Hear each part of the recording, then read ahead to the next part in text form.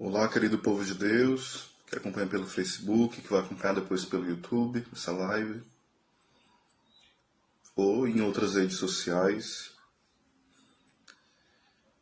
Esse tema sobre a eternidade, em especial sobre a eternidade no sentido das penas eternas no inferno, não eternidade no sentido mais profundo, né? Porque a gente pode dizer eternidade é parte do pressuposto do princípio sem fim, né?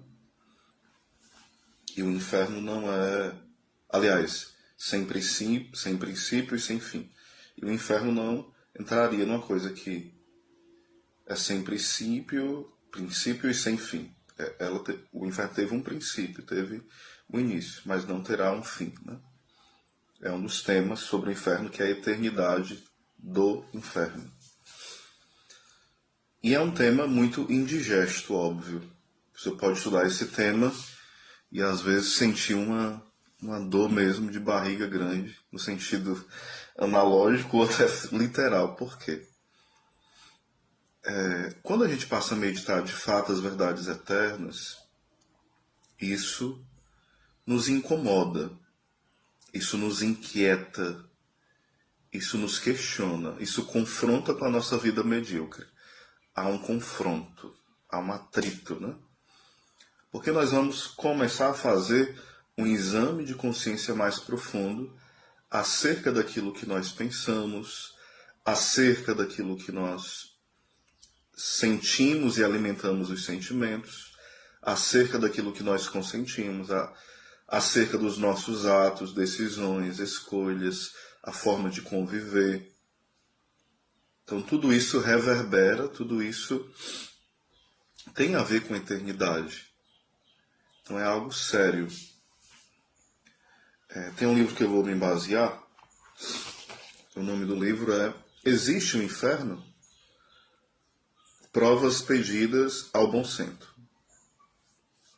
É do padre Lacroix. E ele vai dizer o seguinte: o inferno é necessário para garantir ao mundo a boa ordem. Deus deve prover de forma conveniente a observância das suas leis, anexando-lhes uma sanção suficiente.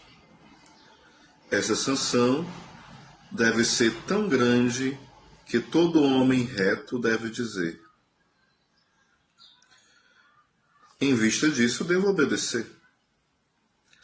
Para atingir tal efeito, deve ela entrelaçar, melhor dizendo, e contrabalançar vigorosamente a tua vontade, os prazeres da carne e do mundo. Entrelaçar, sim, no sentido de cogitar se eu devo ou não fazer, e uma vez que você contrabalança esses valores eternos com a perca de Deus, com a perca da eternidade, você joga para longe a possibilidade de se lançar naquele perigo, né? Não é suficiente um castigo temporário, como seja o purgatório, mas só o inferno eterno. Aqui é interessante e muito profundo porque algumas pessoas dizem que é uma injustiça muito grande, mas porque não entende de fato o que é o pecado. São Paulo VI, também o Papa Emérito Bento XVI e vários outros diziam que o grande problema neste tempo é que nós perdemos a noção do que é o pecado. Então a gente banaliza. Pelo contrário, não só banaliza, né? Acrescento, ademais, né? Nós não só banalizamos o pecado, nós aplaudimos o pecado. Nós militamos contra o pecado. Nós exigimos que o pecado seja a regra de vida de todo mundo. É esse o caos moral que nós vivemos hoje. O pecado como regra de vida. O pecado aplaudido e aclamado com todo glamour. Ou seja, com toda a glória, com todas as pompas do pecado. Essa é uma armadilha tremenda que o demônio, o mundo e a carne têm se lançado com toda ferocidade, né, contra nós. E nós estamos caindo nisso. A gente precisa se policiar. Então, quando nós olhamos e entendemos que no batismo nós recebemos, né, a graça santificante e inúmeros dons de Deus, somos cumulados de muitos dons, e quando nós ferimos gravemente o mandamento da lei de Deus, de forma consciente, querendo fazer isso, ou seja, nós pecamos mortalmente, e também em outras ocasiões pode ser pecado mortal. A questão de pecar de forma consciente, livre, né? Porque de fato eu quero pecar contra os mandamentos da igreja, pecado mortal. Isso nos deixa sem a graça santificante. E essa graça santificante, e é esse estado de graça, da qual sem ele nós não temos a caridade, né? A caridade sobrenatural. Se a gente perde a caridade sobrenatural, se a gente perde a graça santificante, nós estamos separados do Senhor. É o que fala em João 15, Jesus se comparando à videira. O Pai como agricultor e nós usamos. Quando nós pecamos mortalmente, Deus nos livre, nós estamos nos separando da videira que é Jesus. E não podemos mais agir de forma sobrenatural, apenas de forma natural, porque nós estamos mortos espiritualmente. Não mortos eternamente ainda, existe chance ainda. A morte espiritual não quer dizer a morte eterna. É um perigo, né? Se a pessoa morre na situação de morte espiritual mesmo, em pecado mortal, sem ter se confessado, sem ter tido uma boa confissão, sem ter tido uma contrição perfeita, caso não tenha possibilidade da confissão, a pessoa morreu distante de Deus, porque uma vez que a pessoa está sem a graça de Deus, que ela perdeu a graça de Deus e não recuperou, ela vai para a perdição eterna. Alguém poderia perguntar, mas as crianças abortadas, né, e as criancinhas que não deram tempo de ser batizadas? Aqui a gente não vai aprofundar esse tema. Elas são salvas, tem o limbo, como que é ou não, já que o batismo é necessário para a salvação, mas elas estão entregues à misericórdia de Deus, então tem outra forma, a forma extraordinária. Nós não vamos adentrar esse tema, porque aqui já seria um tema de uma outra live, a questão do batismo, o limbo e outras questões, tá bom? Nós não vamos abordar isso aqui. Falando de pessoas, né, já na idade da razão, foram batizadas, já têm consciência do pecado, foram batizadas e caíram em pecado mortal. É dessas pessoas que eu estou falando nesse devido momento. Então, se a pessoa está separada de Deus e morre nesse estado, ou seja, não tem como ela se unir a Deus, porque ela morreu longe de Deus. Ela decidiu estar separada de Deus. E se ela morreu separada de Deus, separada permanecerá para sempre. Vai ter o juízo particular, Hebreus 9, 27, né? Está destinado a um homem que morra uma só vez, após a morte sai-se o juízo, e tem a sentença de condenação, onde a alma ali foi decretada que está condenada, e a própria alma percebe, né? A pessoa percebe que de fato mereceu a condenação, de fato. Isso para quem morre em pecado mortal sem se arrepender de forma alguma, né? Sem a confissão perfeita, sem a confissão. Nós não vamos sair por aí julgando quem está no inferno e quem não está.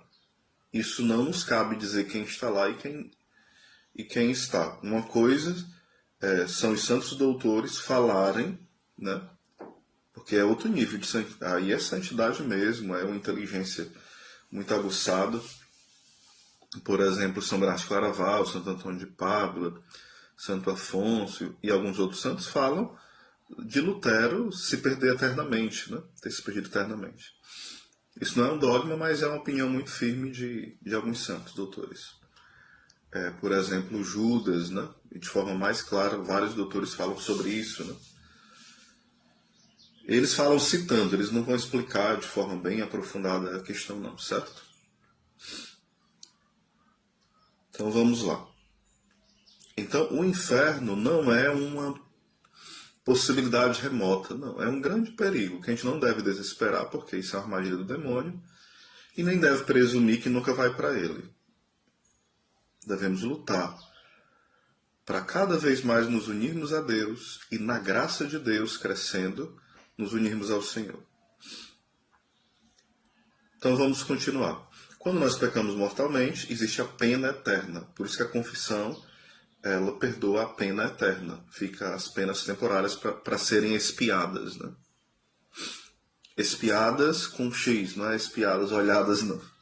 Expiação, né? Com X depois do E, óbvio. Para atingir tal efeito, deve ela contrabalançar vigorosamente a má vontade, os prazeres da carne e do mundo, que eu já li aqui, né? Ou seja, quando nós somos tentados a um pecado, a gente deve colocar na balança. Aqui está o amor de Deus por mim, aqui está a sua infinita misericórdia, e aqui está esse prazer temporário de segundos ou minutos, ou de anos, se a pessoa quiser permanecer no pecado, né? O que vale mais? O amor de Deus, sua misericórdia, o céu, os santos, os anjos, a Santíssima Virgem, glorioso São José, os bens da eternidade, ou esse lixo? Quando nós pecamos mortalmente, nós dizemos, eu prefiro, eu escolho, eu adoto, eu quero esse lixo. Percebam. O problema é que nós escolhemos muitas vezes esse lixo e adoramos esse lixo e permanecemos juntando mais lixo e lixo e lixo. Ou seja, nós contrabalanceamos de forma muito errada. Não é suficiente um castigo temporário, que seria o purgatório, né? Mas só o inferno eterno para alguém que faz esse tipo de coisa. O inferno não tira a liberdade do homem. Nem o brio a quem quer que seja, sendo do homem a culpa, se ele se deixa guiar só pelo medo do inferno. Ou seja, a gente pode ter um medo sadio do inferno, sim, mas não pode deixar de pecar só por causa do medo do inferno. Isso seria temerário, né? É por amor a Deus, por isso que a gente precisa crescer no amor a Deus. Esse santo temor de Deus, que é um dos dons do Espírito Santo, que é um coração que não deseja desagradar o Senhor, tem horror ao pecado, não quer ofender o amado. O medo do inferno pode existir, sim, mas ele não pode ser prevalecente, não deve ser a coisa mais se destaca, né? Não pode, de jeito nenhum. Eu só não vou pecar porque eu posso ir para o inferno. Se eu não pecasse, aliás, se eu não fosse para o inferno, eu pecaria todos esses pecados mortais. Não, isso é um pensamento tosco, bobo, é uma armadilha do demônio. Quanto valem os motivos superiores de amor, do dever e de interesse? Quanto vale o motivo de medo? Qual o medo sem valor? Exemplos dos 3 temores diferentes. Que eu teria, né? O temor mundano, o temor servil, o temor filial, né? O temor servil se divide em 2, né? Depois eu tenho um vídeo sobre isso já também, sobre o temor, os tipos de temores. Então é necessário, devido a um temor a Deus, sem dúvida. O santo temor. O inferno corresponde perfeitamente ao castigo que a justiça humana aplica aos grandes crimes, para que a seu turno garanta boa ordem no mundo.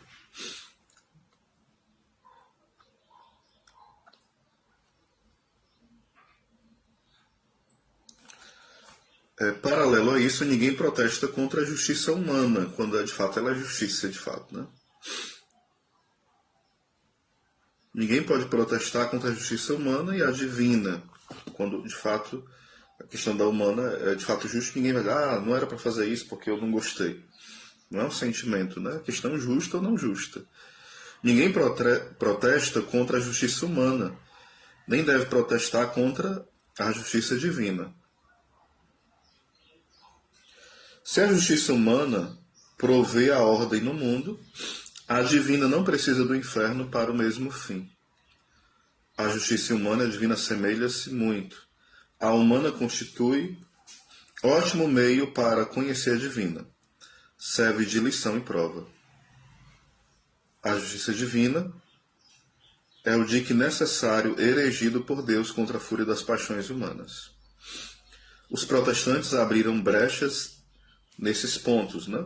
Em consequência do princípio fundamental da salvação só pela fé. O livre exame da Escritura levou a grande maioria dos intelectualistas protestantes a descrer do inferno. Ou seja, alguns racionalistas protestantes, eles não acreditam no inferno. Outros acreditam no inferno, mas não acreditam na eternidade do inferno, acreditam no aniquilamento total, né? O inferno seria provisório e depois teria o aniquilamento total. Ou seja, veja como é ardiloso isso, uma armadilha. Terrível. Que muitas seitas que têm crescido hoje em dia têm propagado. Não, o inferno não é eterno. E usam a Bíblia para isso, como usam para um monte de outras bobagens, né? Para distorcer a Bíblia.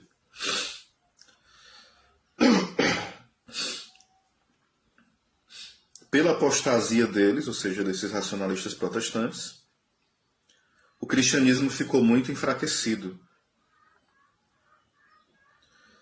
Deus é o Deus da ordem, portanto, conservador da boa ordem, tanto na sociedade humana quanto na natureza inanimada. Nesta, Deus consegue a ordem e a harmonia admiráveis do universo pelas leis físicas, que atua com regularidade absoluta. O mesmo não se dá com a sociedade humana. Deus estabeleceu uma ordem moral objetiva, pelas leis a serem observadas e gravadas na consciência de cada um, as quais manda promulgar pelas autoridades legítimas constituídas, pela autoridade magisterial, né, a autoridade da Igreja. A observância dessas leis morais é a condição de existência da sociedade humana, da manutenção da ordem e da paz do mundo. Isso porque a observância ou a inobservância das leis acarreta facilmente sérias consequências para os homens. Se Deus tivesse abandonado a observância das suas leis ao simples capricho dos homens e às usurpações dos malvados, teria precipitado o mundo em completo anarquismo revolucionário. Seria a ruína total da sociedade. Ele devia a si mesmo, como a humanidade toda, proteger de forma suficiente os bons contra os maus, de modo a tornar a vida humana moralmente possível e digna de ser vivida. Ou seja, as leis existem não porque Deus está ali. Ah, não cumpriu, está aqui, ó. Vou lhe condenar, vou te condenar. Não cumpriu mais uma, e vou já te matar para você ir para o inferno. Não, não é assim. Porque tem pessoas que começam a ter um pensamento tão infantil. Ah, e por que não era para ter inferno? Que coisa injusta. Para que essas leis, cada um deveria escolher o que quer, o bem e o mal. É a tentação lá do Éden. O homem quer ditar o que é bom e o que é mal. E toda vez que, em um determinado tempo histórico, um determinado país, determinado local, ou até numa família, cada pessoa quer dizer o que é bem e o que é mal, de forma individual, ao seu capricho, aos seus achismos, às suas opiniões, vira uma destruição total para a pessoa, para os que estão ao seu redor. Isso é um grande perigo. Então existem as leis. As leis não é para que o Senhor coloque um monte de coisas chatas que nós não podemos cumprir. De fato, nós podemos e devemos. O Senhor nos capacita a viver. De fato, Ali ele coloca porque nós vamos dar mais glória ao seu nome. Nós, de fato, nos realizaremos no sentido profundo do termo, não aquele sentido egoísta, né? Como pessoas, como filhos de Deus. E um dia vamos contemplar Deus face a face. Só que o demônio quer dizer o quê? Não, isso é besteirinha. Não, esse negócio de ir para missa domingo, faltar só um domingo, não tem nada não. Honrar pai e mãe, deixa pra lá, deixa os coroa aí. Esse negócio de castidade, precisa não. Precisa não, se você ama, se você gosta da menina, não trai ela, ou traiu só uma vez, qual é o problema? Ou seja, o demônio vai colocando na nossa cabeça, sugestionando que nós podemos relativizar as leis de Deus, que são coisas bobas, que Deus está oprimindo, perdão, que Deus está nos escravizando, né? Que Deus é alguém chato, que Deus ele quer estragar aquilo que é legal, massa, barato, aquilo que é show para a nossa vida. Se Deus parasse de proibir isso, o mundo seria mais legal. Não, isso é um infantilismo terrível. Isso é um emburrecimento tremendo. E quantos de nós estão caindo nisso? Ou seja, quando você começa a negar que existe um inferno, quando você vai olhar, tem várias outras coisas por trás.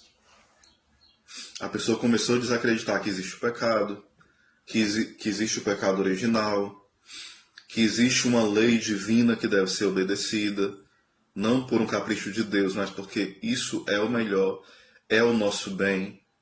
As coisas se ordenam assim, ao longo da história, na nossa própria vida. Se a gente for sincero, a gente olha, por exemplo, as coisas do dia a dia. Tipo, um livro tem uma ordem, existe uma capa, existem as folhas, as numerações. Imagina, se você olha para um livro, aí lá no sumário está dizendo que na página 5 está falando sobre como fazer um pudim. Aí quando você olhar, não está na página 5, está na página 46. Aí está dizendo aqui que como você andar mais seguro em um barco. Aí está na página 12. Quando você vai olhar, está na página 80. Seria um caos, um livro organizado assim. A capa tem dizendo assim: como vencer a depressão. Aí quando você vai olhar o conteúdo, está falando como fazer várias comidas gostosas durante o mês de dezembro, se preparando melhor para fazer um banquete de Natal. Seria uma desordem? Um livro assim, uma capa, com uma foto, com um nome, que está dizendo o contrário do que está no conteúdo, um sumário aonde tudo que ele diz está em outra página que você tem que, de forma incansável, procurar e renumerá-las. Se a gente percebe isso para um livro, imagina as outras coisas. Imagina um ventilador que você, quando chega em casa, você vai ligá-lo e começa a levar choque. Ou então, estranhamente, sei lá, no lugar de esfriar, amenizar o calor, ele começasse a aumentar o calor. Você diz, que ventilador? Não, não quero mais isso, está com defeito. Se nós percebemos o defeito, a desordem em coisas materiais, como um livro, uma bolsa, imagina você pega uma bolsa, aí tem vários pequenos buracos que dá para cair moedas, o dinheiro, documentos, mas estão ali de forma bem disfarçada. Aí você coloca as coisas, todas as coisas caem. Aí depois você vai olhar, você comprou naquele dia aquela bolsa, aí você vai dizer para o vendedor: olha, eu perdi meus documentos, eu perdi um monte de coisa importante, eu comprei uma bolsa. Ela, não, senhor, mas a bolsa agora ela tem buracos em todos os locais. É uma desordem, é uma bagunça. Se a gente vê essa bagunça numa bolsa, em um ventilador, em um livro, e acha isso absurdo, por que nós achamos normal um ser humano agir como se fosse um bicho, como se fosse um cavalo, como se fosse um jumento, como se fosse um cachorro, como se fosse uma cadela? O ser humano não usar a inteligência, agir, tudo o que ele dá vontade de fazer, ele faz. Quer dar um murro em alguém, ele dá. Ele quer dizer palavrão, diz. Quer esculhambar alguém, esculhamba. Quer mentir, mente. Quer trair, trai. Ou seja, nós achamos normal isso? Achamos? Se achamos, é sinal que nós estamos numa demência tremenda. Então tudo isso, meus irmãos, é algo sério. Isso aqui é uma pequena introdução para falar que as leis de Deus, elas não são leis que foram jogadas, te vira, não. Deus, Ele escreve no nosso coração a sua lei, Ele nos capacita a viver a sua lei, Ele ilumina a nossa inteligência para entendermos a sua lei, Ele nos perdoa quando nós, lutando, mesmo assim acabamos caindo, né, e ofendendo a sua lei, Ele nos perdoa, Ele nos renova, Ele nos orienta. Então Deus não nos quer no inferno. Por isso as leis do Senhor não é uma armadilha para nós irmos para o inferno. As leis do Senhor, como fala o salmista, a lei do Senhor é perfeita, alegria ao coração. Não é uma coisa que é uma casca de banana para nós nos perdermos. Não. É um trilho seguro para nós caminharmos para o céu, para a vontade de Deus, para a visão beatífica, para a felicidade plena e eterna, que é contemplar a Deus, é a beatitude. Então as pessoas hoje acham que falar da lei de Deus, falar da moral católica é apenas um monte de leis, pode, não pode, está proibido, agora pode, libera, até aqui eu posso ir porque não é pecado, então só é pecado venial, não é mortal, já que é venial, posso cometer vários desses, eu posso fazer, é tranquilo. Aí vai ficando a alma tíbia, totalmente morna, totalmente insensível à graça de Deus, não cresce, pelo contrário, regredimos e vamos perdendo o vigor espiritual. Nós precisamos, de fato, nos acordarmos, porque hoje estão pregando o quê? Querendo mudar o que a igreja sempre ensinou, querendo mudar a moral católica e chamando de amor, de santidade, de coisa bela, aquilo que sempre, ao longo de 2000 anos, a igreja disse que é abominável. Você acha que roubar é plausível? Você acha que ferir a castidade na fornicação, na masturbação, no coito interrompido, no adultério e tantos outros inúmeros pecados contra a castidade, você acha que isso é muito tranquilo? Claro que não. Como não é tranquilo a questão do aborto, que é o assassinato de crianças. Tem uns eufemismos que usa a palavra aborto, né? Aí tem a militância contra o aborto. E depois, o que acontece? Quando alguém fala sobre a vida, a importância da vida, e quer defender a vida desde a concepção até o seu último instante, as pessoas acham isso opressor, sem amor. E chamam de amor, às vezes, a destruição do outro. É isso o caos que nós vivemos. E é preciso falar sobre isso, esse diagnóstico. Porque não adianta vir com soluções se nós não percebemos o caos que nós vivemos. Porque às vezes a gente está tão imerso no caos, na desordem, que a gente começa a pensar como os outros. Esquece que tem uma alma, esquece que após morrermos e tem um juízo particular, que um dia terá o juízo final, onde o nosso corpo ressuscitará, e se já tiver sido condenado ou salvo, o corpo unido à alma vai para o céu para sempre ou para o inferno para sempre. Então são coisas sérias. E às vezes nós brincamos com a nossa salvação. São Felipe Neri falava, né? É preciso um hospício para colocar os loucos que não pensam na sua própria salvação.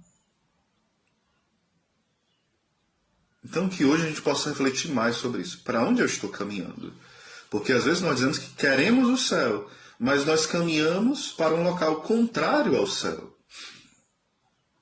É como alguém que disse que quer emprego, mas ele passa o dia se balançando numa rede e reclamando da vida.